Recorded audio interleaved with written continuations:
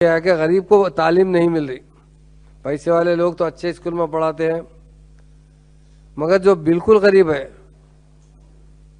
जो फीस भी बराबर तो नहीं दे सकता, सरकारी स्कूल में उसे एजुकेशन नहीं मिलता, उनके लिए खासतौर से रेजिडेंशियल स्कूल ओपन करे टेमरिस के नाम से।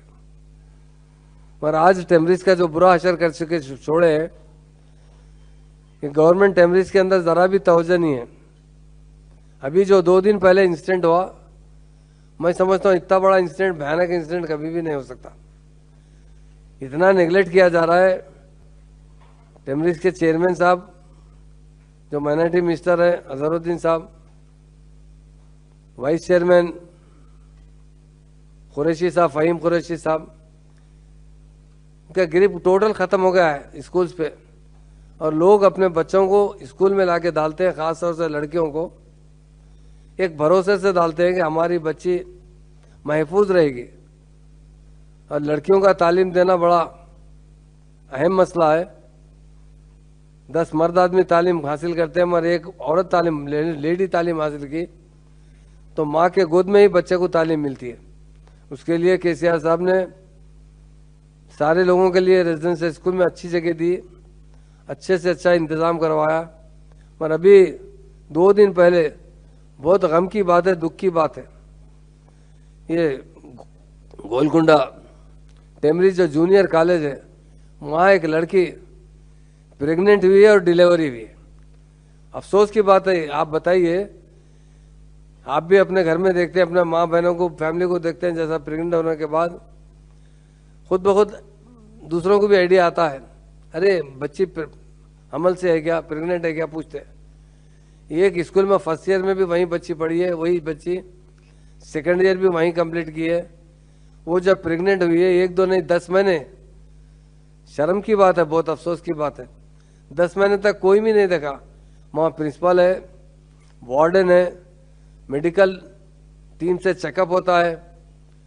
मैं पूछता हूँ हुकूमत क्या कर रही है, हुकूमत के ऑफिसर्स क्या कर रहे हैं, चेयरमैन क्या कर रहे हैं, वाइस चेयरमैन क्या कर रहे हैं। कभी भी इंसान 1 महीना, 2 महीने, 3 महीने के बाद प्रेगनेंसी सभी को मालूम हो जाता है, मगर 9 महीने तक प्रेगनेंसी का पता नहीं चला। और बाथरूम में जाके बच्ची डिलीवरी हो गई उसकी। उसके बाद उसने बच्चे को डर के तनबी से, विंडो से जो है बाहर फेंक दी। ये डेफिनेट एक मर्डर के बराबर है, और मर्डर ही है समझिए। स्कूल के हेडमास्टर क्या कर रहे थे, स्कूल का वार्डन क्या कर रहे थे, स्कूल का एडमिनिस्ट्रेशन वाले क्या कर रहे थे, और टेमरिस के चेयरमैन, वाइस चेयरमैन या ऑफिसर्स क्या कर रहे थे। हुकूमत से हमारा मुतालबा है कि सख्त से सख्त एक्शन होना चाहिए, इसकी मुकम्मल तरीके से इंक्वायरी होना चाहिए। ऐसा वाक़या बहुत भयानक है, तो लोग अपने बच्चों को किस तरह पढ़ाएंगे, किस तरह शरीक कराएंगे। जब हम देखते हैं, इसको सुनते हैं, तो उनके आंख में आंसू आ जाते हैं। इतना बड़ा वाक़या हो गया, और इन लोगों के ऊपर, कांग्रेस पर, हुकूमत पे जू भी नहीं चली, कोई अपना एक्शन भी अभी तक नहीं लिया।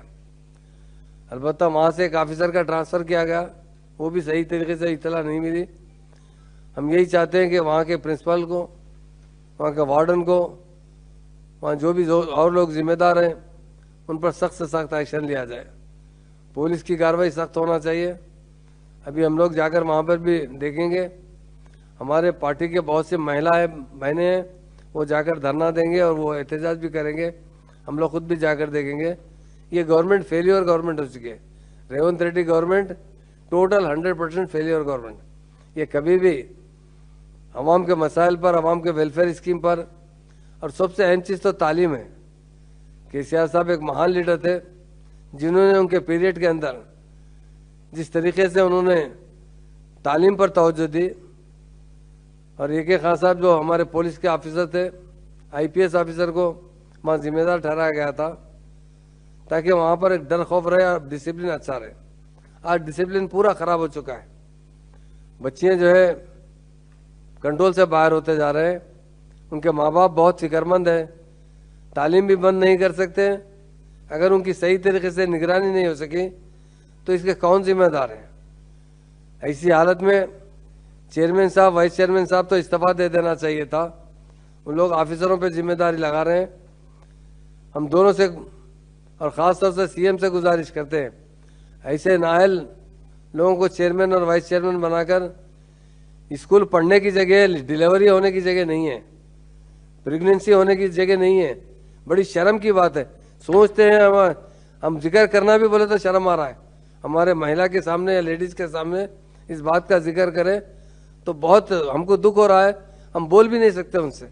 मैं चीफ मिनिस्टर से गुजारिश करता हूँ, सही तरीके से इंक्वायरी करवाइए और हर जगह जहाँ पर लड़कियाँ तालीम हासिल करते हैं रेजिडेंशियल स्कूल्स में, टेमरीज के, इसके अलावा जहाँ पर भी हॉस्टल से, दूसरे भी हॉस्टल से हमारी गुजारिश है, वहाँ के बच्चों का बराबर हर महीने में चेकअप होना चाहिए और बाज़ाब्ता तरीके से उनका अच्छा देखभाल होना चाहिए और ऐसे वार्डन्स को तो इमीडिएट सख्त सजा देना चाहिए। मैं तो यही गुजारिश करूँगा कि उस स्कूल की हेडमास्टर, उस स्कूल के जो जिम्मेदार महिला है वहाँ के और वहाँ के वार्डन है, उनको सख्त से सख्त सज़ा मिलना चाहिए। ये केस तो मर्डर केस हो चुका है। पुलिस से भी मेरी डीजीपी साहब से गुजारिश है, कमिश्नर साहब से गुजारिश है, ये केस को सीरियस लीजिए, आप इजी मत लीजिए, ताकि इसकी रोकथाम अभी होना चाहिए। अगर इस तरह चलते रहेगा तो हमारे बच्चे किस तरह पढ़ेंगे, किस तरह रहेंगे हॉस्टल्स के अंदर। और ये बच्चे गरीब लोगों के बच्चे, ये देश गरीबों का है। सरमाएदार के पास तो बहुत बड़े बड़े हॉस्टल्स है, बड़े बड़े स्कूल्स हैं। गरीबों के लिए क्या है? गरीबों को भी पढ़ने का मौका मिलना चाहिए, गरीब भी जीना चाहिए, गरीब को भी हर तरीके से उन्हें तरक्की के मौके फराहम होना चाहिए। जब तक हमें तालीम नहीं मिलेगी किस तरह हम तरक्की कर सकते हैं। और ख़ास तौर से महिला के लड़कियों की तालीम का बड़ा अहम मसला है। अगर माँ पढ़ी लिखी है ना तो उसका पूरा ख़ानदान पढ़ा लिखा हो जाता है। अगर माँ तालीम याफ्ता नहीं रही तो बड़े मुश्किलात होते हैं। यही केसीआर साहब का नज़रिया था। उन्होंने जिस तरह रेजिडेंशियल स्कूल खोला है, मैं समझता हूँ हिंदुस्तान का कोई चीफ मिनिस्टर इस तरह इकदाम नहीं लिया है। हम उनके शुक्रगुजार हैं, मगर प्रेजेंट गवर्नमेंट से हम अपील करते हैं कि कंट्रोल अच्छा कीजिए, लैंड ऑर्डर कंट्रोल अच्छा कीजिए, डिसिप्लिन अच्छा होना चाहिए। ये वाक़या तो इतना भयानक वाक़या है कि आँख हमारे शर्म से हमारे आँखें नीचे हो रहे हैं। अगर किसी के सामने जिक्र करेंगे तो नज़र में नज़र नहीं मिला सकते। हिंदुस्तान का कल्चर, हिंदुस्तान की तहजीब ऐसी तहजीब है जहाँ पर अपनी हिफाजत हम करते हैं और हमारी हुकूमत की जिम्मेदारी है। माँ बाप अपने बच्चों को स्कूल में हुकूमत की जिम्मेदारी पर छोड़ते हैं। अगर वहाँ का इस तरीके का अमल होगा, इंतजाम सही नहीं होंगे तो बच्चों को कौन पढ़ाएगा, कौन लड़कियों को लाकर आप पास छोड़ेंगे। तो हमारी हुकूमत और डीजीपी साहब से गुजारिश है, चीफ मिनिस्टर से गुजारिश है कि इसकी मुकम्मल ओपनली इंक्वायरी होना चाहिए। और ये केस ऐसा ऑर्डनरी केस नहीं है।